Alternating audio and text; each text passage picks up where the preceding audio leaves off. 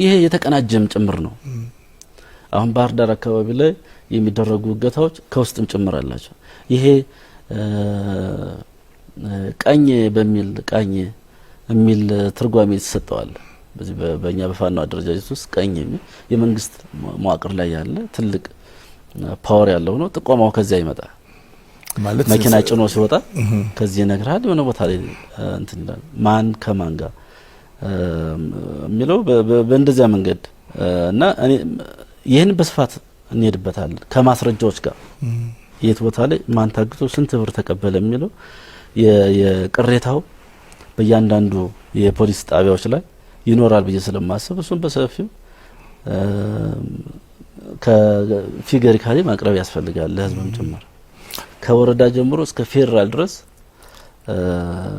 የተያያዘ የጥቅም ሰንሰለት ያለው የፖለቲካ ፍላጎት ያለው የዚህ ከጀርባ ደግሞ እነዚህ የባዕዳን ሀገሮች ኢንተረስትና ክፍያ የተፈጸመለት አለ በብዛት አለ።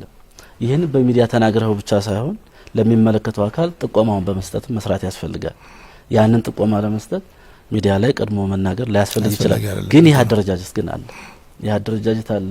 ፈታኝ የነበረው ወደ ሰላም ስምምነት እንዳንመጣ ከፍተኛ ስራ ሲሰራ የነበረው አንደኛው ይሄ ነው። እዚህ መሀል ሀገር ላይ መንግስት ስልጣን ተቀምጦ መንግስት ስልጣን ላይ ይዟል።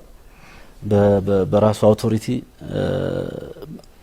ባስኬደው ልክ አንተን እዛው እንድትቆይ እንትን ያደርጋል። ያው መንግስት የተለያዩ መረጃዎችን ስለሚያገኝ በራሱ መንገድ እነዚህን ሰዎች የማስተካከል ስራ ይሰራል ብዬ ተስፋ አለኝ።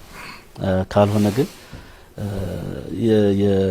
የተያያዘ ፍላጎት ስላለ እንዲህ ቀላል የጥቅም የገንዘብ ምናምን ፍላጎት አይደለም። ትልቅ ስትራቴጂካል ፍላጎቶች አሉ።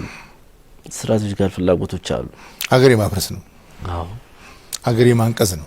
አዎ አገር የማፍረስ ነው። አገር መቀጠል ካለባት ደግሞ በእኛ ውስጥ ሆና የሚልም በዚያ ደረጃ ናሮ ማይንድድ አለ።